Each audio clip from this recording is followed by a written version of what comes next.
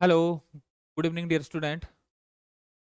हाँ, good evening dear student. चलिए बच्चों शुरू करते हैं आज की सीरीज का जो आपके एमसीक्यू हैं वो शुरू करते हैं।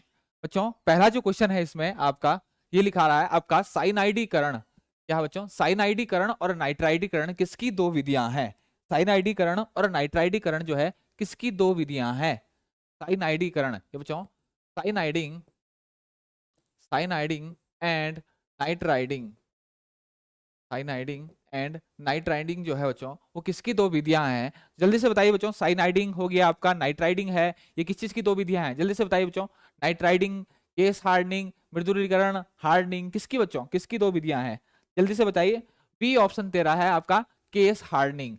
समीक्षा बत बोल रही हैं आपकी, बी बोल रही हैं केस हार्डनिंग। और केस हार्डनिंग को बच्चों, केस हार्डनिंग को हम सरफेस हार्डनिंग भी कहते हैं। क्या कहते हैं हम? सरफेस हार्डनिंग कहते हैं। सरफेस हार्डनिंग क्या होती है बच्चों?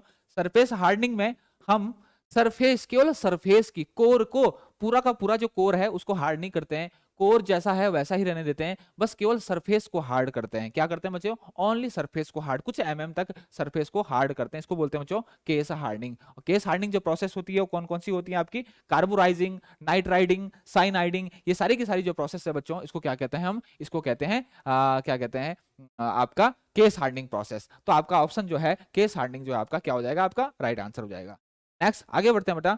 प्लग गेज में गो सिरा और नो गो सिरा गो गेज के एक ही ओर होते हैं। ये गेज गेज के एक ही ओर होते हैं। कौन से गेज में? किस गेज में बच्चों? किस गेज में गो आपका, किस गेज, किस सिरे में?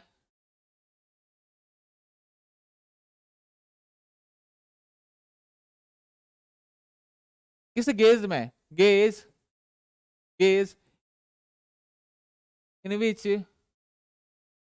गो side and no go side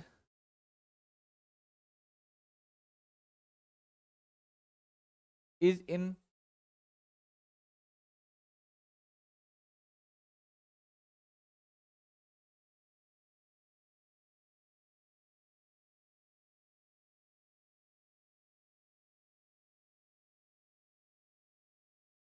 बच्चों गेज, कौन सा गेज है आपका? कौन सा प्लग गेज?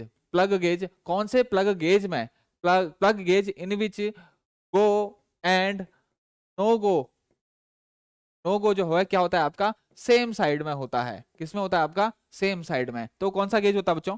दो। गौरव चौबे कह रहे हैं दो। तो बच्चों वाला जो आपका होता है वो क्या होता है आपका? Progressive progressive gauge. कौन सा होता है आपका? Progressive gauge. बहुत अच्छा क्वेश्चन है बच्चों, बहुत बार पूछा जाता है, बहुत बार पूछा जाता है प्लग। नेक्स्ट क्वेश्चन में पूछते हैं बच्चों, निम्नलिखित में से पाइप थ्रेड का मानक रूप क्या है? पाइप जो पाइप थ्रेड जो है उसका जो है क्या कहते हैं, उसका मानक रूप क्या है? ठीक, उसका स्टैंडर्ड जो है वो क्या है? तो बच्चों बीएसएफ है, बीएसएफ होता है बच्चों ब्रिटिश स्टैंडर्ड आपका फाइन थ्रेड। बीएसडब्ल्यू होता है बच्चों British standard with worth. BA British association, BSP होता है बच्चा ब्रिटिश एसोसिएशन पाइप थ्रेड। तो कौन सा हो जाएगा बच्चों राइट आंसर? कौन सा हो जाएगा आपका? बीएसपी जो है आपका क्या हो जाएगा बच्चों? इसमें राइट आंसर हो जाएगा। आपका क्या पूछा हुआ? पाइप थ्रेड का मानक रूप है बच्चों, क्या है इसका? बीएसपी आंसर हो जाएगा।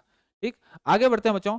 एक ही तल पर अवस्थित दो खंडों के बीच की संधि को क्या कहा जाता है? ये पूछ रहा है बच्चों, ज्वाइंट पूछ रहा है, ज्वाइंट पूछ रहा है, ये पूछ रहा है ज्वाइंट कि एक ही तल पर, एक ही तल पर है। वो कह रहा है कि एक ही तल पे अगर दो ज्वाइंट है, उन दो ज्वाइंट के बीच में अगर हम ज्वाइंट बनाते हैं तो इस ज्वाइंट को क्या कहते हैं बच्चों? जल्दी से बताइए, इस ज्वाइंट को क्या कहेंगे? एक ही तल में अगर दोनों हो, जल्दी से बताइए बच्चों, जल्दी से बताइए, जल्दी से बताइए। एक ही तल में अवस्थित,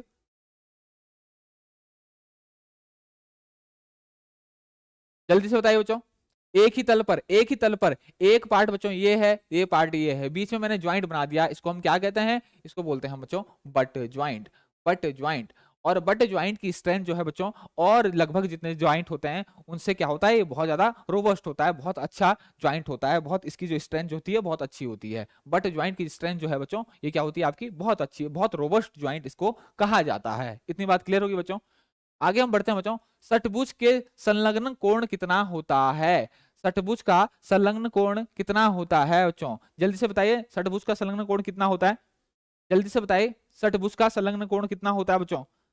जल्दी से बताइए, षटभुज का संलग्न कोण कितना होता है? ये क्वेश्चन बहुत बार पूछा गया है, बहुत बार पूछा जाता है, इंजीनियरिंग ड्राइंग में भी ये क्वेश्चन पूछा जाता है। तो षटभुज का संलग्न कोण कितना होता है बच्चों?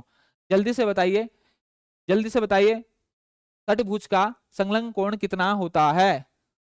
ठीक, कितना होता है? B B B, right answer B आ रहा है बच्चों, मैक्सिमम बी। समीक्षा दियो बी बी। षटभुज का 180 होता है क्या?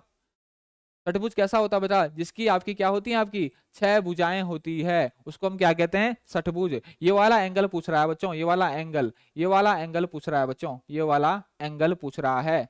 ये वाला एंगल जो है वो कितना होता है? इसमें दो चीजें पूछता है बच्चों, कभी कभी ये पूछ लेता है कि सारे एंगलों का मान कितना होता है, सारे एंगलों के अंदर, इसके अंदर आंतरिक जो है उसके मान होता है वो कितना होता है। और कभी कभी आपका संलग्न कोण पूछ देता है। तो बच्चों षटभुज का जो संलग्न कोण होता है वो कितना होता है आपका? 120 डिग्री। कितना होता है आपका? 120 डिग्री।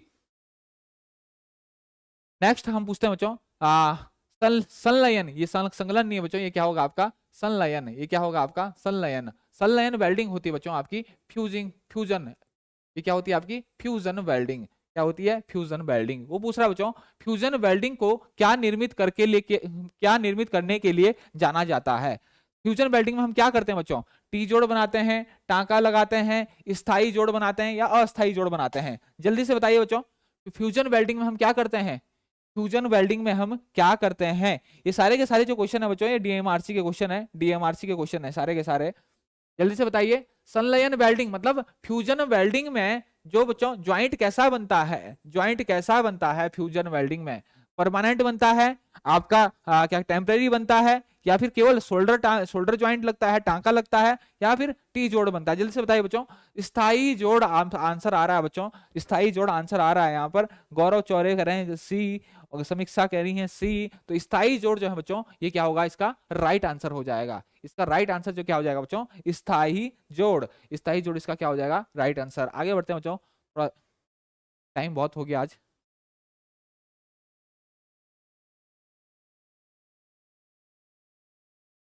उदासीन ज्वाला। उदासीन ज्वाला किसको कहते हैं बच्चों? उदासीन ज्वाला किसको कहते हैं? Neutral flame. किसको कहते हैं? Neutral flame. पूछ रहा है बच्चों, न्यूट्रल फ्लेम में ऑक्सीजन और एसिटिलीन का रेशियो C2H2, ऑक्सीजन किसका बच्चों? ये पूछ रहा है। किसका पूछ रहा है? ये पूछ रहा है बच्चों ऑक्सीजन और ऑक्सीजन O2 C2H2 का जो रेशियो क्यों कितना होता है बच्चों? तो आप सभी लोगों को पता है बच्चों, ये क्वेश्चन तो सभी लोगों को पता है, वो कितना होता है? 1:1, मतलब बराबर पार्ट जो होता है आपका एसिटिलीन का भी और आपका किसका? दूसरा आपका ऑक्सीजन का भी। आगे बढ़ते हैं बच्चों, आंतरिक दोषों को, आंतरिक नहीं बच्चों, आंतरिक दोषों को, ये क्या है? आंतरिक दोषों को हटाने या इस्पात अवयव की संरचना को आप इंटरनल स्ट्रक्चर, वो पूछ रहा है कि स्टील का की इंटरनल स्ट्रक्चर,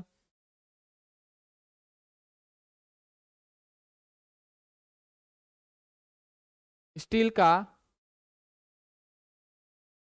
इंटरनल स्ट्रक्चर अगर रिफाइन करना है बच्चों, रिफाइन करना है, उसमें से स्ट्रेस जो है वो रिमूव करना है, स्ट्रेस रिमूव करना है, तो कौन सा हीट ट्रीटमेंट हम यूज करते हैं?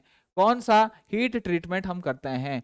कौन सा हीट ट्रीटमेंट करते हैं बच्चों? कौन सा हीट ट्रीटमेंट करते हैं? आपका हार्डनिंग करते हैं, टेम्परिंग करते हैं, एनिलिंग करते हैं, या नॉर्मलाइजिंग करते हैं? जल्दी से बताइए बच्चों, क्या यूज करते हैं? नॉर्मलाइजिंग। हार्डनिंग क्या होता है बच्चों? हार्डनिंग को हम क्वांचिंग भी कहते हैं, क्वांचिंग भी क्या होती है आपकी? हार्डनिंग। क्वांचिंग का मतलब किसी मीडियम में आपको एकदम ठंडा कर देना, एकदम रैपिड कूलिंग कर देना। जैसे आपका किसी सुटेबल टेम्परेचर तक, ऑस्टेटिक टेम्परेचर तक, स्टील टेम्परेचर तक आपने अपने जो स्टील को है वो आपने क्या करा? हीट किया, और उसके बाद तुरंत जो है पानी में क्या कर दिया? ठंडा कर दिया बच्चों। तो ये क्या होगा आपका? क्वांचिंग, रैपिड कूलिंग एकदम बच्चों। ठीक, इसके अलावा बच्चों टेम्परिंग क्या होती है आपकी? टेम्परिंग क्या करती है? हार्डनिंग के बाद जो आपकी धातु होती है, हार्डनिंग करने के बाद जो धातु होती है वो क्या, उसके अंदर जो स्ट्रक्चर आता है बच्चों, कौन सा आता है? मार्टेनसाइटिक स्ट्रक्चर, जो कि बहुत ज्यादा हार्ड होता है, बहुत ज्यादा ब्रिटल होता है। क्यों? बहुत ज्यादा ब्रिटल हो जाता है। लेकिन आपको पता है, अगर हैंड टूल जो होते हैं मैंने उनको अगर केवल हार्डनिंग करी तो क्या हो जाएंगे? एकदम टूट जाएंगे। तो उसके लिए बच्चों उसको क्या करना पड़ता है? उसकी टफनेस भी बढ़ानी पड़ती है। यहां पर क्या करते हैं बच्चों टेम्परिंग में? यहां पर क्या करते हैं हम? यहाँ पर क्या करते हैं, ब्रिटलनेस को कम करते हैं और टफनेस को क्या करते हैं, बढ़ाते हैं। ब्रिटलनेस को कम करते हैं और टफनेस को क्या करते हैं, बढ़ाते हैं। इसको एनिलिंग क्या होता है बच्चों, एनिलिंग में क्या करते हैं हम, धातु को क्या करते हैं, सॉफ्ट करते हैं, धातु को सॉफ्ट बना देते हैं। एनिलिंग करने से जो धातु होती है वो क्या हो जाती है आपकी, सॉफ्ट होती है। अब एनिलिंग कैसे होती है, ठीक, इसके लिए डिटेल्स में बेटे मैं अभी जल्द ही बच्चों एक वीडियो बनाऊंगा हीट ट्रीटमेंट प्रोसेस पे, तो उसमें डिटेल्स में आपको मैं बता दूंगा। अच्छा, नॉर्मलाइजिंग बच्चों एक ऐसी प्रोसेस है जहां पर मैकेनिकल प्रॉपर्टी, आपका जो स्टील है, आपकी स्टील की जो मैकेनिकल प्रॉपर्टी है उसको बढ़ाने के लिए जो यूज किया जाता है वो कौन सा हो जाता है, नॉर्मलाइजिंग। ठीक, तो ये आपकी, इसके अलावा अगर इंटरनल स्ट्रक्चर को रिफाइन करना है, उसके अंदर से जो दोष है, उसके अंदर से जो स्ट्रेस है, दोष है, दोष से उसको मुक्त करना है, तो हम क्या यूज करते हैं बच्चों, नॉर्मलाइजिंग। क्या यूज करते हैं, नॉर्मलाइजिंग। तो नॉर्मलाइजिंग क्या होगा, इसका राइट आंसर हो जाएगा। क्लियर हो गया बच्चों। उदासीन ज्वाला किसका संयोजन है, उदासीन ज्वाला मतलब बच्चों न्यूट्रल फ्लेम। वो पूछ रहा है न्यूट्रल फ्लेम किसका मिक्सचर है, न्यूट्रल फ्लेम जो है वो किसका है, एसिटिलीन और ऑक्सीजन दोनों, या फिर केवल ऑक्सीजन का, केवल कार्बन का, केवल एसिटिलीन का, या एसिटिलीन या ऑक्सीजन दोनों का। तो हमें पता है बच्चों उदासीन ज्वाला में एसिटिलीन ऑक्सीजन जो है दोनों होती है, लेकिन क्या होती है, 1:1 रेशियो में होती है। O2:C2H2 जो होता है क्या होता है आपका, 1:1 में होती है। क्लियर हो गया बच्चों। ठीक, आगे हम बढ़ते हैं। फिलर मेटल, फिलर पूरक छड़ों क्या होता है बच्चों, filler rod, filler rod, filler rod क्या करता है, एक्स्ट्रा मटेरियल, अगर ज्वाइंट के बीच में एक्स्ट्रा मटेरियल की रिक्वायरमेंट पड़ रही है तो वो फिलर मटेरियल गल के उसमें क्या हो जाता है आपका, चला जाता है और उसके बाद आपका जोड़ बन जाता है। तो एक्स्ट्रा मटेरियल की जो रिक्वायरमेंट अगर पड़ती है तो कौन पूरा करता है, फिलर मटेरियल, पूरक धातु आपकी जो है वो एक्स्ट्रा मटेरियल की रिक्वायरमेंट को जो है पूरा करता है। इतनी बात मेरी क्लियर होगी बच्चों। वो पूछ रहा है कि पूरक छड़ों और फिलर छड़ों का आकार किसके द्वारा निर्दिष्ट किया जाता है। तो हमेशा ध्यान रखना बच्चों, हमेशा ध्यान रखना, फिलर रॉड की जो सबसे इंपॉर्टेंट चीज है वो क्या है, उसका डायामीटर। फिलर का सबसे इंपॉर्टेंट चीज क्या है, वो क्या है आपका, डायामीटर है। और डायामीटर जो होता है वो किस पे डिपेंड करता है, आपकी thickness of, thickness depends on thickness of plate या फिर अपना जॉब। जिस धातु को आपने वेल्ड करना है उसकी डायमीटर पे डिपेंड करता है आपका डायमीटर ऑफ इलेक्ट्रोड। तो हमेशा ध्यान रखना बच्चों, फिलर रॉड जो होती है आपकी, पूरक जो छड़ होती है वो क्या होता है, किसके द्वारा जो स्पेसिफाइड की जाती है। तो हमेशा ध्यान रखना बच्चों, किसके द्वारा हो जाती है, आपकी व्यास के द्वारा। क्लियर, ये क्लियर हो गया बच्चों। आगे हम बढ़ते हैं। अच्छा, एक क्वेश्चन बच्चों हमने कल करा था फ्लेम की, जब हम बात कर रहे थे एक क्वेश्चन में हम थोड़ा सा कंफ्यूज हो गए थे। आपका पूछा था बच्चों कि सबसे ज्यादा जो टेम्परेचर जो है वो कहां पर होता है। मैंने भी बाद में देखा, सही से देखा क्वेश्चन में जल्दीबाजी में। तो सबसे मैक्सिमम जो टेम्परेचर होता है बच्चों वो इनर कोन की टिप पे होता है। किसमें होता है, इनर कोन की टिप पे, इनर कोन की टिप पे, टॉर्च की टिप में नहीं होगा। हमने कल उसको इनर कोन की टिप पढ़ लिया बच्चों। ठीक, तो मैंने उसको इनर कोन की टिप समझ लिया, तो उसका जो आंसर होगा वो क्या होगा आपका, इनर कोन की टिप। अगर इनर कोन की टिप नहीं दिया गया है बच्चों तो इनर कोन पे आप राइट आंसर मारोगे। क्लियर हो गया। तो वहां पर जो है थोड़ा सा आप देख लेना बच्चों, वहां पर जो आंसर होगा वो क्या होगा आपका, मैक्सिमम जो टेम्परेचर होता है वो कहां पर होता है आपका, इनर कोन की टिप पे या फिर इनर कोन पे। ठीक, टॉर्च की टिप में नहीं होगा, मतलब बिल्कुल टॉर्च चिपका के वहां पर नहीं होगा, वो तो फिर गैस जो है वो निकलेगी नहीं। क्लियर हो गया, ए बिल्कुल सही बच्चों। आगे हम बढ़ते हैं। ढलुआ लोहा, ढलुआ लोहा, ढलुआ लोहा मतलब बच्चों कास्ट आयरन, कास्ट आयरन। ये बोल रहा है बच्चों कास्ट आयरन जो होता है, कास्ट आयरन मशीनन के दौरान प्रयोग किया जाने वाला शीतलक क्या होता है, शीतलक क्या होता है, जल्दी से बताइए बच्चों, जल्दी से बताइए। कास्ट आयरन की मशीन के दौरान प्रयोग किया जाने वाला शीतलक क्या है, ये है, ये क्या है, सॉफ्ट वाटर, ये क्या है बच्चों, पेट्रोल या सॉल्युबल ऑयल, या बच्चों केरोसिन ऑयल। जल्दी से बताइए बच्चों राइट आंसर क्या होगा, सॉफ्ट वाटर होगा, पेट्रोल होगा, सॉल्युबल ऑयल होगा या केरोसिन ऑयल होगा। जल्दी से बताइए बच्चों। गौरव ड्राई एयर, समीक्षा कह रही है ड्राई एयर, ड्राई एयर तो बच्चों ऑप्शन ही नहीं है। अब बताओ, ड्राई एयर तो ऑप्शन ही नहीं है, अब बताओ ऑप्शन आपको इसमें से ही छांटना है। नन ऑफ दिस भी ऑप्शन नहीं है बच्चों, फिर आप कॉमन सेंस यूज नहीं कर रहे हो बच्चों।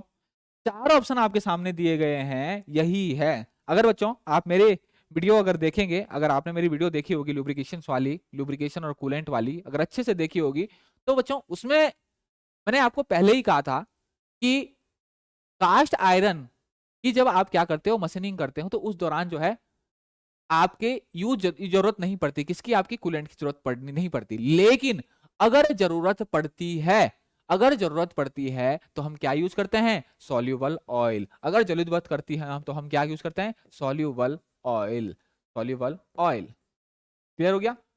वैसे वैसे आपके जरूरत नहीं पड़ती है, लेकिन अगर कभी जरूरत पड़ जाए, अगर कास्टिंग जो बनी है उसमें कोई थोड़ा सा कुछ प्रॉब्लम्स है, कुछ जो है कास्टिंग जो है, बहुत सारी चीजें होती है जब आपका कास्ट होता है, कास्ट आयरन जो कास्ट होता है, तो उस दौरान हो सकता है उसमें थोड़ी सी बहुत जो है इम्प्योरिटी रह जाए या फिर कुछ कास्टिंग डिफेक्ट रह जाए। तो उस दौरान अगर हमें जो है बच्चों कूलेंट की अगर जरूरत पड़ भी रही है तो हम क्या यूज करेंगे, हमेशा सॉल्यूबल ऑयल। ध्यान रखेंगे बच्चों, हम क्या यूज करेंगे, सॉल्यूबल ऑयल। क्लियर हो गया। ठीक। द्रव सन्निबद्ध जोड़ मतलब लीक प्रूफ, लीक प्रूफ। सन्निबद्ध जोड़ क्या होता है बच्चों, leak proof, leak proof joint. क्या होता है, leak proof joint. Leak proof joint बनाने के लिए किस उपकरण का प्रयोग किया जाता है, किसका उपयोग किया जाता है बच्चों, लीक प्रूफ ज्वाइंट बनाने के लिए? जल्दी से बताइए। रिवेट का क्वेश्चन है, रिवेट का क्वेश्चन है, रिवेट का क्वेश्चन है, रिवेट का क्वेश्चन है, रिवेट से रिलेटेड क्वेश्चन है। Leak proof, leak proof joint बनाने के लिए किसके उपकरण का प्रयोग किया जाता है? लीक प्रूफ ज्वाइंट बनाने के लिए, बनाने के लिए निम्नलिखित में से, निम्नलिखित में से, निम्नलिखित में से किसका उपयोग किया जाता है, किसका उपयोग किया जाता है, उपयोग किया जाता है? जल्दी से बताइए बच्चों। कॉल्किंग टूल पहला क्या है, कॉकिंग नहीं बच्चों, पहला क्या है, पहला ऑप्शन जो है वो क्या होगा, कॉल्किंग टूल। या बच्चों दूसरा दिया ऑप्शन फुलरिंग टूल। तीसरा बच्चों rivet snap.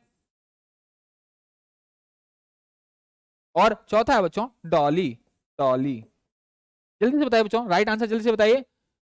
Necking operation by using करते हैं बच्चों, फॉर्जिंग की बात नहीं हो रही है, फॉर्जिंग की बात ही नहीं हो रही है।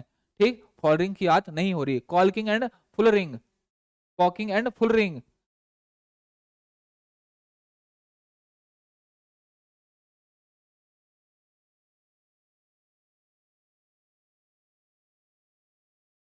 समीक्षा कह रही हैं कि सर कॉल्किंग तो रिवेट और प्लेट के लीक प्रूफ करते हैं एंड फुलरिंग दोनों प्लेट के बीच। क्या बच्चों, देखिए बच्चों, कॉल्किंग जो टूल होता है, कॉल्किंग जो टूल होता है वो किस काम आता है, आपका जो रिवेट हेड है उसको बिठाने के लिए, अगर वो थोड़ा सा कहीं से ऊपर रह जाए तो उसको बिठाने के लिए, उसके लिए यूज किया जाता है। इसके लिए आपका अगर रिवेट हेड, इसके अलावा बच्चों कॉर्नर्स, अगर अगर प्लेट के कॉर्नर्स जो हैं आपके थोड़े से ऊपर रह जाए तो उसको नीचे बिठाने के लिए, कॉर्नर्स को बिठाने के लिए किसका यूज करते हैं हम, कॉल्किंग टूल का, कॉल्किंग टूल का। ठीक, कॉल्किंग टूल का या कॉकिंग टूल भी कहते हैं इसको। ठीक, sir please question type English, बिल्कुल बिल्कुल वेणु जी, बिल्कुल हम इंग्लिश में टाइप करेंगे बच्चों। थोड़ा सा प्रॉब्लम्स क्या हो जाता है, थोड़ा सा दिक्कत ये हो गई थी आज का जो ये हुआ, तो पूरा का पूरा जो टाइपिंग जो किया था ये दूसरे फॉर्मेट में आने से जो है पूरा का पूरा जो स्पेसिंग है वो थोड़ी सी प्रॉब्लम हो गई थी। मैं समझ रहा हूँ बच्चों, बिल्कुल बिल्कुल दोनों लैंग्वेज में बच्चों क्वेश्चन होंगे आपके, क्वेश्चन जो है दोनों लैंग्वेज में होंगे। बिल्कुल अगले नेक्स्ट बार, अगले बार से जो आपके क्वेश्चन होंगे वो कोशिश की जाएगी आपके दोनों लैंग्वेज में हो, इंग्लिश में भी और हिंदी में भी हो। क्लियर हो गया। राम मोहन कह रहे हैं ए आंसर होगा। द्रव स्निग्ध जोड़ बनाने के लिए प्रयोग किया जाने वाला उपकरण, कॉल्किंग टूल कैसा होता है बच्चों, कैसा होता है, सपोज आपकी सपोज ये आपका सपोज आपकी ये प्लेट है, ये दो प्लेट है, इन दो प्लेटों को आपने बताओ रिवेट हेड से जोड़ रखा है, किससे जोड़ रखा है, रिवेट हेड से जोड़ रखा है। तो ये सीट बिछाने के लिए, ये बिठाने के लिए बच्चों, आप ये बिठाने के लिए, ये हेड बिठाने के लिए, यहाँ बिठाने के लिए, या फिर ये कॉर्नर बिठाने के लिए, ये कॉर्नर बिठाने के लिए, इसके लिए क्या करते हैं हम, कॉल्किंग टूल कहते हैं, कॉल्किंग टूल या फिर कॉकिंग टूल, कॉल्किंग टूल यूज करते हैं, यूज करते हैं। ठीक, और जनरली जो आपकी ये प्लेट होती है, जो एज जो होते हैं बच्चों इस प्लेट के कॉर्नर, ये कितने डिग्री पे होते हैं आपके, 80 डिग्री पे। कितने होते हैं आपके, 80 डिग्री पे। ठीक, ये तो ये हो गया आपकी कॉल्किंग। एक होता है फुलरिंग टूल। फुलरिंग टूल कैसा होता है बच्चों आपका, फोल्डिंग टूल क्या कब आता है? आपका साइड का बिठाने के लिए, साइड बिठाने के लिए। और साइड जब अच्छे से आपकी बैठेगी बच्चों, साइड जब आपकी अच्छे से बैठेगी प्लेट को बिठाने के लिए बिल्कुल अच्छे से, यहां पर क्या था? कॉर्नर्स या फिर रिवेट हेड का कॉर्नर्स, रिवेट के हॉल के कॉर्नर्स या फिर आपके प्लेट के कॉर्नर्स। लेकिन अगर प्लेट को बिठाना है, प्लेट को बिठाना है अच्छी तरीके से बच्चों, तो हम यूज करते हैं क्या? Full ring tool. और फुल रिंग टूल को कैसे यूज करते हैं बच्चों? फॉर एग्जाम्पल सपोज ये मेरी क्या है बच्चों? ये क्या है आपका? ये क्या है मेरी? ये मेरा क्या है आपका? रिवेट है, रिवेट ज्वाइंट है। तो फुल रिंग टूल जो होगा बच्चों कैसा होता है? इसका जो इस सरफेस होती है क्या होती है आपकी? ये क्या होती है इसका ये क्या होती है आपकी? इसकी जो विड्थ होती है ये थोड़ी ज्यादा होती है। और कितनी होती है? जितना आपका प्लेट का आपका कॉर्नर है, जितने आपका प्लेट का कॉर्नर है उतनी क्या होती है इसकी विड्थ होती है, उतनी क्या होती है इसकी विड्थ होती है। और ये भी कितने डिग्री पे होता है? यहाँ पर ये एज जो होती है बच्चों, ये कितने डिग्री पे होती है आपकी? 80 डिग्री पे।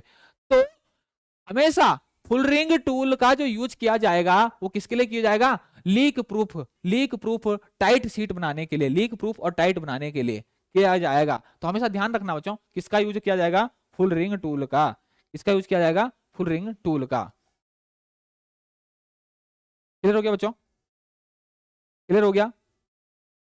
इसे कोई प्रॉब्लम?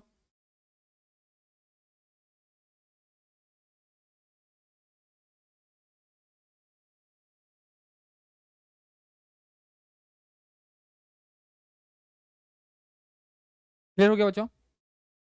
मेरी वॉइस सही आ रही है बच्चों?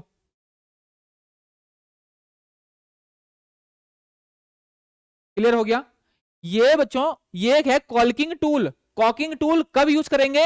हेड, अगर हेड हल्का सा ऊपर रह जाता बच्चों, हेड का जो किनारा है, हेड का कॉर्नर, कभी कभी हेड होता है बी से तो बैठ जाए, लेकिन उसका जो कॉर्नर होता है वो हल्का सा ऊपर उठ जाता है, तो उसको बिठाने के लिए, या फिर एज का कॉर्नर, प्लेट की एज अगर हल्की सी ऊपर उठ जाए उसको बिठाने के लिए यूज करते हैं। ये थोड़ा नुकीला होता है, ये थोड़ा नुकीला होता है, बिल्कुल नुकीला भी नहीं होता, थोड़ा सा राउंड शेप, लेकिन चौड़ा नहीं होता है। लेकिन जो फोल्डिंग टूल होता है बच्चों वो कैसा होता है? उसकी थिकनेस, उसकी जो विड्थ होती है उतनी होती है जितनी आपकी कैसा होता है आपकी, जितना आपका चौड़ा होता है क्या आपकी प्लेट होती है, वैसे ही आपका उतना ही। और कितने डिग्री पे हम उसको यूज करते हैं? आपकी जो प्लेट है वो, ये समझ लीजिए बच्चों, प्लेट जो होती है वो चैम्फर होती है कितने डिग्री पे आपकी? 80 डिग्री पे। तो टूल भी आपका कितने डिग्री पे यूज होगा? आपका 80 डिग्री पे। कभी कभी क्वेश्चन पूछ भी लेता है। क्लियर हो गया? लेथ मशीन के चक को स्थापित करने के लिए क्या करना चाहिए? लेथ मशीन के चक को अगर स्थापित करना है, माउंट करना है बच्चों, तो क्या करना चाहिए हमें? एक हथौड़े की सहायता से बिल्कुल भी नहीं बच्चों, हथौड़े की सहायता से हम बिल्कुल भी नहीं करते हैं। इसे केवल विद्युत से नहीं बच्चों, विद्युत से भी नहीं, पहले इसे हाथ से आरंभ करें और फिर विद्युत से, ये भी नहीं बच्चों, ये भी नहीं होगा। इसे केवल हाथ से ही स्थापित करें जल्दी बच्चों। जो आप खराद लेथ मशीन होती है, आपको पता है लेथ मशीन का जो इसमें हम लेथ मशीन का जो चक होता है वो स्पिंडल पे हम चढ़ाते हैं और उस पे क्या होते हैं? आपके थ्रेड्स बने होते हैं। क्या बने होते हैं? आपके थ्रेड्स बनाते हैं। तो अगर आपको सावधानी नहीं बरती बच्चों तो थ्रेड्स आपके खराब हो सकते हैं, बहुत ज्यादा प्रॉब्लम हो सकती है। आपने देखा होगा जब हम माउंट करते हैं तो नीचे जो है एक लकड़ी का गुटका लगाते हैं, उसी शेप का जिस शेप की आपकी बॉडी जो है बनी है आपकी चक की, ताकि वो उसको स्थापित करने के दौरान जो है आपका जो लोड है वो उस लकड़ी के गुटके पे रहे और आप आसानी से उसको हाथ से घुमा के उसको फिट कर लें। ठीक, उसके बाद जो है हम उसको लॉकिंग करते हैं अच्छे से। इतनी बात क्लियर होगी? तो राइट आंसर जो हो जाएगा बच्चों क्या हो जाएगा आपका? इसे केवल हाथ से ही विस्थापित माउंट करें। नेक्स्ट क्वेश्चन आ जाता है दृढ़ीकरण। हार्डनिंग के दौरान ये बच्चों क्या है आपका? ये क्या है? हार्डनिंग। दृढ़ीकरण होता है हार्डनिंग। क्या है? हार्डनिंग। ये पूछ रहा है हार्डनिंग के दौरान उच्च कार्बन इस्पात मतलब high carbon steel, high carbon steel, high carbon high carbon steel, high carbon steel, दृढ़ीकरण के दौरान हाई कार्बन स्टील का न्यून क्रांतिक टेम्परेचर मतलब क्या क्या है? Lower critical temperature, lower critical temperature. Hardening के दौरान हाई कार्बन स्टील का लो क्रिटिकल टेम्परेचर कितना होता है? जल्दी से बताइए बच्चों, जल्दी से बताइए, जल्दी से इसका आंसर बताइए। डी, समीक्षा बोल रही हैं डी। और बच्चों कोई? और विकास ठाकुर कह रहे हैं ए। और कोई? जल्दी से बताइए बच्चों, जल्दी से बताइए, जल्दी से।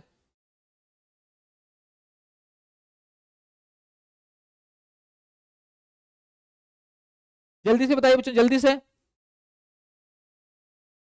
देखो बच्चों, स्टील के लिए लोअर क्रिटिकल टेम्परेचर जो है आपका हमेशा क्या रहता है, सेम रहता है।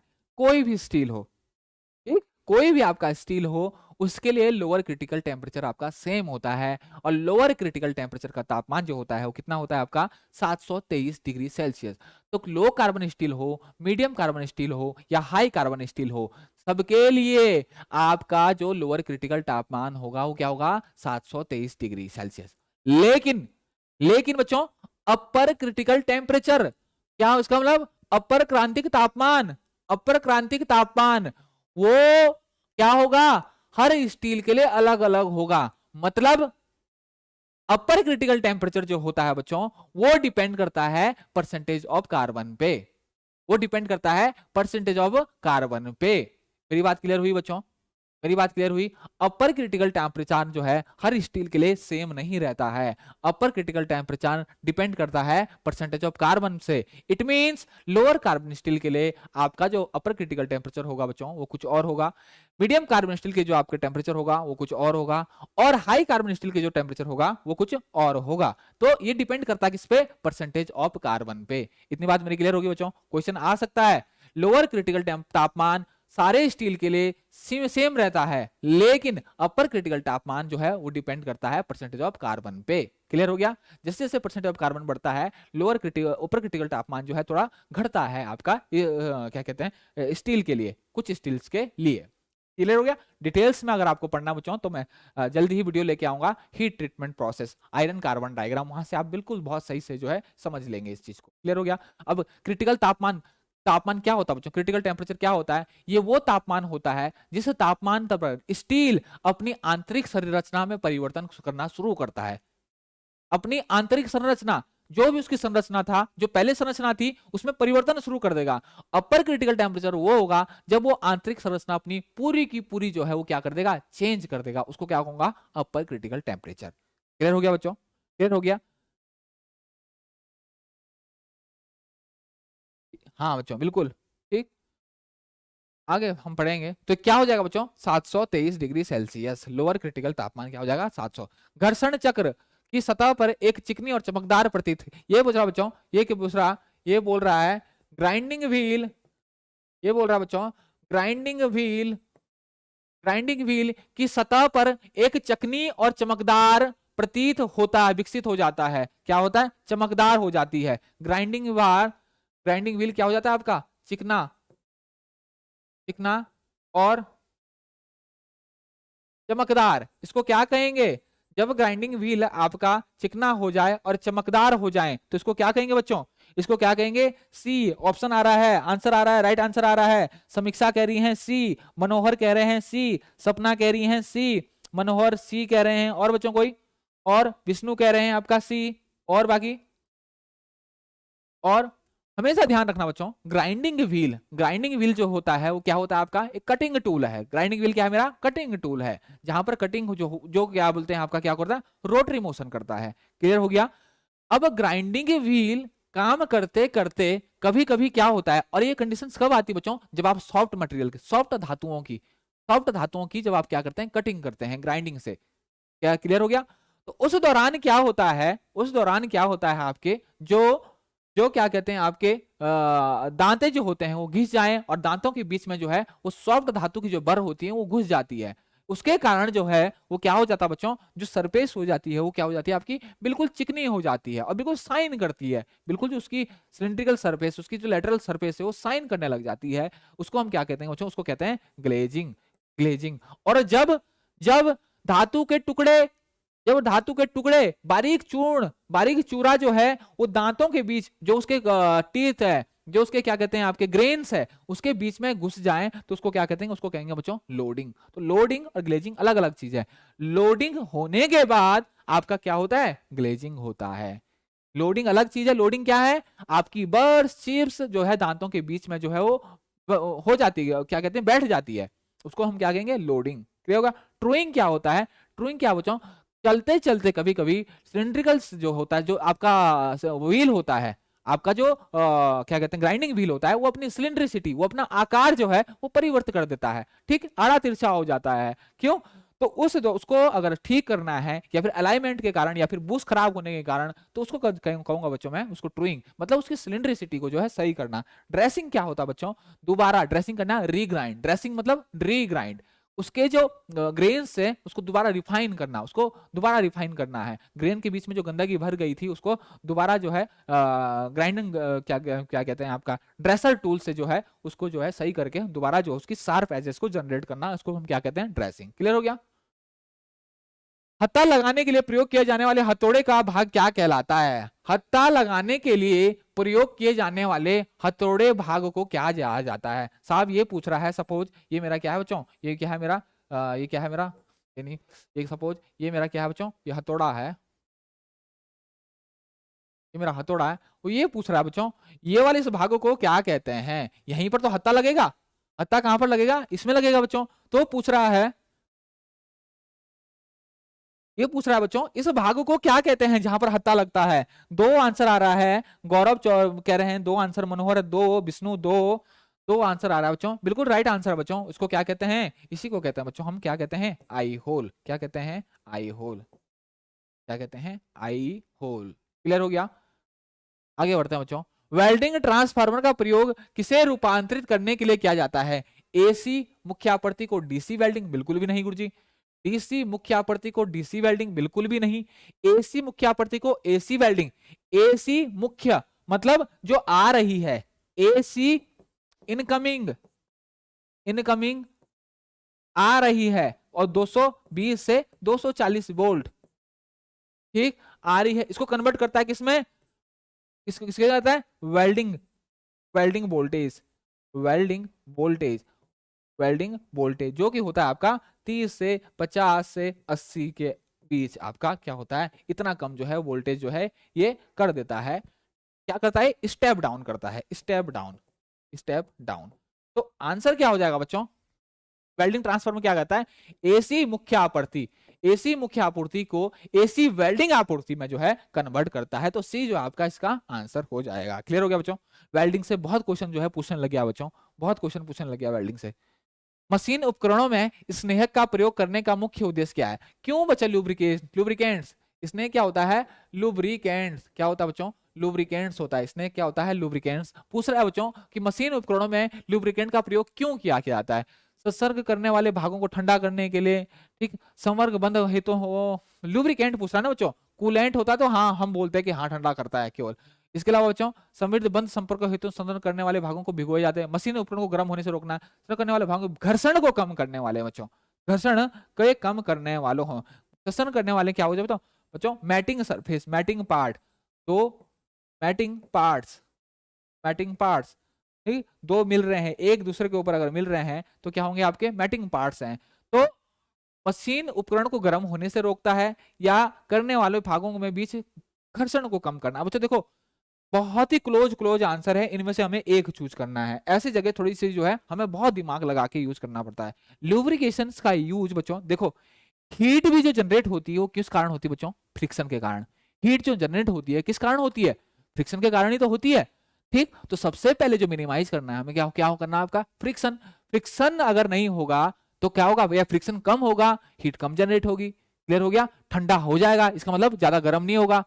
तो सारी की सारी जड़ मतलब फ्रिक्शन है, सारी की सारी जो जड़ जो क्या है वो फ्रिक्शन है, वो घर्षण है। तो राइट आंसर जो हो जाएगा क्या होगा? घर्षण। घर्षण के कारण ही गर्म होगा, ठीक।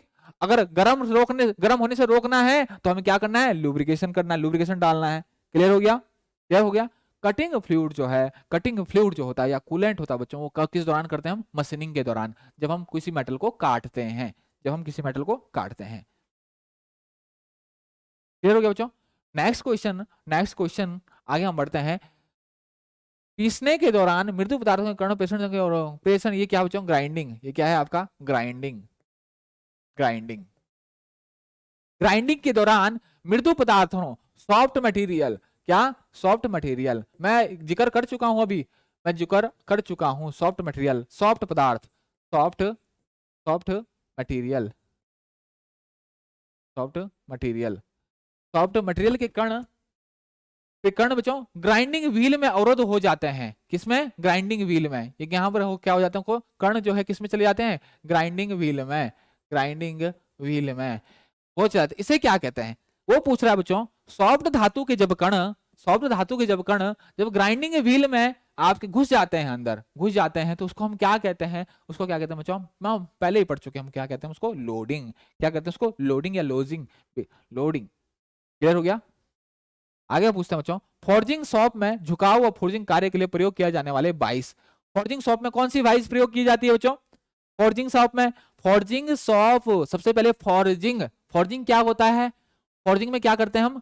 वर्कपीस जो होता है वो क्या होता है? वो बहुत गर्म होता है।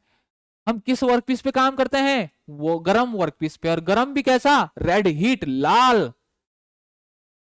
ब्लैक स्मिथ जो होता है, लोहार होता है, वो कौन सा काम करता है? हैंड फॉर्जिंग का काम। हैंड फॉर्जिंग, लोहार के काम को क्या बोलते हैं? हैंड फॉर्जिंग, या फिर ब्लैक स्मिथ वर्क। तो वो क्या काम करता है बच्चों? वो लाल धातुओं पे काम करता है, मतलब गर्म धातुओं पे काम करता है। तो वहां पर हम कौन सी वाइस यूज करते हैं? उसको खिसकाने, इधर उधर करने के लिए, या फिर उसको पकड़ने के लिए क्या यूज करते हैं? हम लेग वाइस यूज करते हैं। क्लियर हो गया? खराद लेथ कटिंग, खराद लेथ कटिंग स्पीड को किसमें व्यक्त किया जाता है बच्चों? इसका तो आप दे ही दोगे। इस कटिंग स्पीड क्या होती है आपकी? कटिंग स्पीड क्या होती है? Pi D N by 1000। क्या होती है cutting speed? Pi D N 1000, या और N is equal to pi D N by क्या होती है आपकी? 12। ये किसमें होती है आपकी? एमएम में। ये किस में किस होती है आपकी? इंच में। कब? अगर आपका डायमीटर किसमें है? इंच में। अगर यहाँ पर डायमीटर किसमें है? एमएम में। और यूनिट क्या होगी बच्चों? यूनिट क्या होगी? यूनिट क्या होगी? मीटर पर मिनट। यहाँ क्या होगी? मीटर पर मिनट। ठीक। और यहां पर यूनिट क्या होगी बच्चों? यहां पर होगी आपकी फीट पर मिनट। ये ब्रिटिश में है, ये आपका मीट्रिक में है। क्लियर हो गया बच्चों? राइट आंसर क्या हो जाएगा? मीटर पर मिनट जो है ये आपका राइट आंसर हो जाएगा। क्लियर हो गया बच्चों? ठीक। ये किसमें है आपका? मीट्रिक में। ये किसमें है आपका बच्चों? ये आपका है ब्रिटिश में। क्लियर हो गया? आगे हम बढ़ते हैं बच्चों। इलेक्ट्रॉनिक सोल्डरिंग में प्रयोग किया जाने वाला सोल्डर तार किस तापमान पर पिघलता है? और इलेक्ट्रॉनिक सोल्डरिंग जो होता है, इलेक्ट्रॉनिक सोल्डरिंग जो होता है वो क्या होता है बच्चों? Soft solder. क्या होता है? Soft solder. और सॉफ्ट सोल्डर जो है बच्चों वो बहुत कम तापमान, लगभग लगभग सॉफ्ट सोल्डर लगभग लगभग 200 डिग्री सेल्सियस पर पिघल जाता है।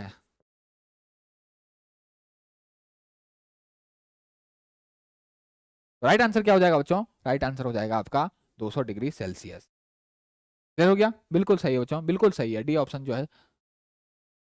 वेल्डिंग के दौरान ध्यान देने योग्य जांच बिंदु, यदि गोचर हो तो वेल्डन, वेल्डन का आकार, जुड़ने वाले किनारों का संलयन, ठीक, संधि में विकृति। वेल्डिंग के दौरान ध्यान, वेल्डिंग के दौरान अगर आप वर्कशॉप में अगर वेल्डिंग कर रहे हो बच्चों आप, तो किस किस चीज का ध्यान रखना चाहिए? गोचर हो तो वेल्ड वेधन, वेल्ड का आकार, ठीक, जुड़ने वाले किनारों का संलयन। सबसे इंपॉर्टेंट चीज है बच्चों इसमें क्या है कि जोड़ एज, सबसे इंपॉर्टेंट क्या है?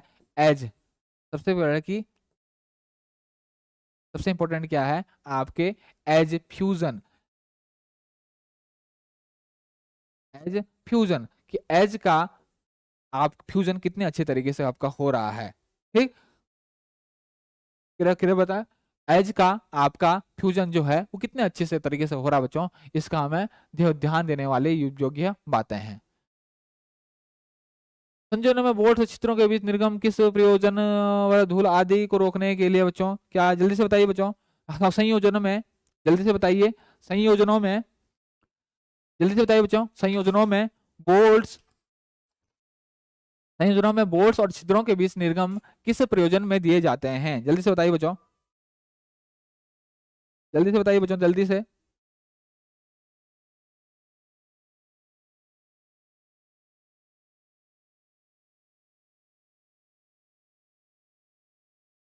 संयोजनों में बोल्ट्स और छिद्रों के बीच, बोल्ट्स और छिद्रों के बीच निर्गम किस प्रयोजन से दिए जाते हैं बच्चों?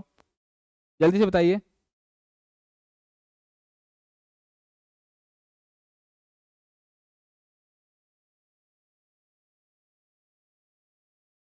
बिल्कुल बिल्कुल बिल्कुल सी, बिल्कुल बिल्कुल बिल्कुल सी सी, इंग्लिश में भी लाएं सर, बिल्कुल बिल्कुल लाऊंगा, बिल्कुल इंग्लिश में लाऊंगा। मुझे तो खुद प्रॉब्लम्स होती है हिंदी में कभी कभी, क्योंकि जो एक्चुअली जो आपके एग्जाम में बहुत सारे एग्जाम होते हैं बच्चों, वो क्या करते हैं इंग्लिश को बिल्कुल गूगल ट्रांसलेट करके जो है लैंग्वेज डालते हैं, तो बड़ी प्रॉब्लम्स होती है। और खासकर डीएमआरसी, डीएमआरसी इतना, डीएमआरसी जो हिंदी में, डीएमआरसी के जो क्वेश्चन जो हिंदी में होंगे बच्चों, हिंदी रूपांतरण जो होगा डीएमआरसी के क्वेश्चन का, वो इतना गंदा होता है कि मैं क्या बताऊं। ठीक, तो बहुत ज्यादा प्रॉब्लम्स होती है, मैं समझ सकता हूं बच्चों।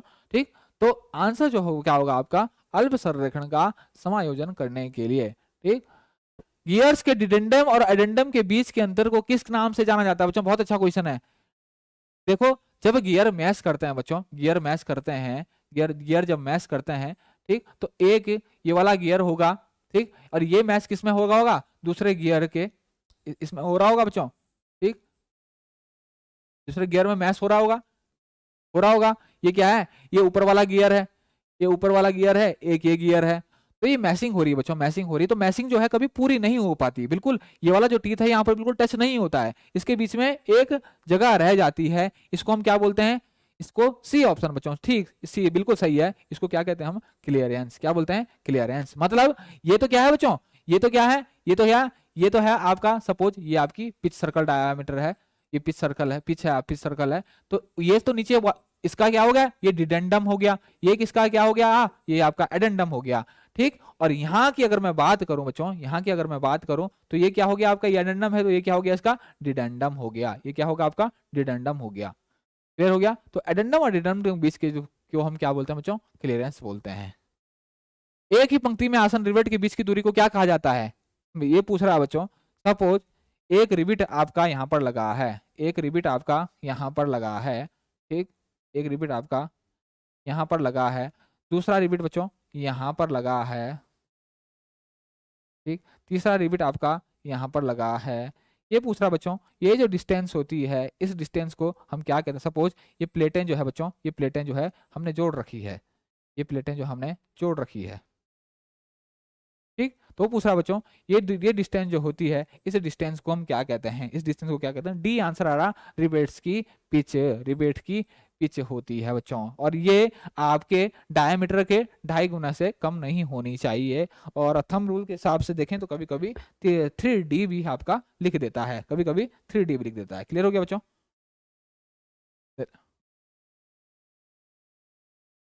आगे बढ़ते हैं बच्चों। खराद लेथ में स्वतंत्र चक को रूप में प्रयोग किया जाने वाला, लेथ में स्वतंत्र चक, स्वतंत्र मतलब होता बच्चों इंडिपेंडेंट चक, इंडिपेंडेंट चक। इंडिपेंडेंट चक किसे कहते हैं बच्चों, इंडिपेंडेंट चक किसे कहते हैं, इंडिपेंडेंट चक किसे कहते हैं। साफ किसी सीधा क्वेश्चन ये है कि इंडिपेंडेंट चक किसे कहते हैं। खराद लेथ में इंडिपेंडेंट के रूप में प्रयोग किया जाने वाला चक कौन सा है, कौन सा है इंडिपेंडेंट चक, जल्दी से बताइए बच्चों, इंडिपेंडेंट चक कौन सा है, जल्दी से फास्ट। बी, 4 जॉ चक, 4 जॉ चक जो है क्या है आपका, इंडिपेंडेंट चक है। ये क्या है आपका, इंडिपेंडेंट चक है। ये क्या है, इंडिपेंडेंट चक है। 3 जॉ चक होता है, ये जो होता है बच्चों, ये क्या होता है आपका, सेल्फ सेंटरिंग। ये क्या होता है आपका, सेल्फ सेंटरिंग चक, सेल्फ सेंटरिंग टक।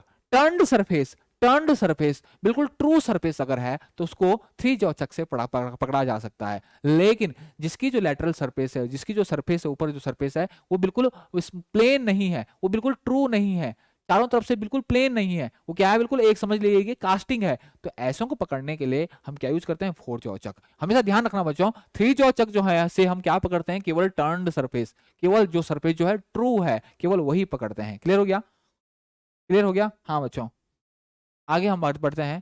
ठीक, आज के लिए बच्चों इतना ही। ठीक, कल मिलेंगे कुछ नए एमसीक्यू के साथ।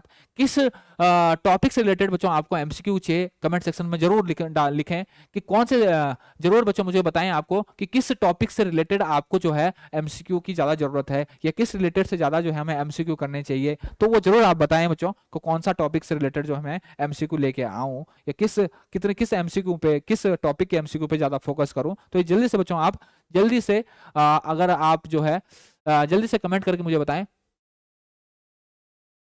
बिल्कुल बच्चों, जैसे जैसे एग्जाम क्लास आएगा, जैसे जैसे एग्जाम जो है वो पास आएगा, जैसे जैसे हम अभी तो क्या बच्चों थोड़ा सा सिलेबस भी कंप्लीट कराना पड़ता है, पेड कोर्स चल रहे हैं बच्चों, उसमें जो है सिलेबस भी देखना है, क्योंकि एकदम जो है इन्होंने जो है एकदम जो है अभी डेट अनाउंस कर दी है आपके डिप्लोमा वालों की। तो अभी जो है हो सकता है जैसे ही बच्चों डिप्लोमा के पेपर आपके खत्म होते हैं, क्योंकि आप लोगों की रिजेक्शन लिस्ट भी अभी आई नहीं है, तो जैसी रिजेक्शन लिस्ट आती है उसके बाद कभी भी आपकी डेट जो है बच्चों अनाउंस हो सकती है, आपकी किस चीज की, आपकी एग्जाम की। तो बच्चों तैयार रहें। आपको क्या बच्चों इसमें हम कौन कौन से टॉपिक लाएं, कौन कौन से टॉपिक हम करें, कौन कौन से टॉपिक, अगर थ्योरी लेक्चर भी अगर करने हैं बच्चों तो किस टॉपिक्स पे जो है आप पढ़ना चाहोगे, तो जरूर आप कमेंट सेक्शन में डालें बच्चों, मुझे जरूर इन्फॉर्म करें कि कौन से जो है किस टॉपिक पे जो है मैं आपका सेशन लूं या किस टॉपिक पे आपकी वीडियोस बनाऊं।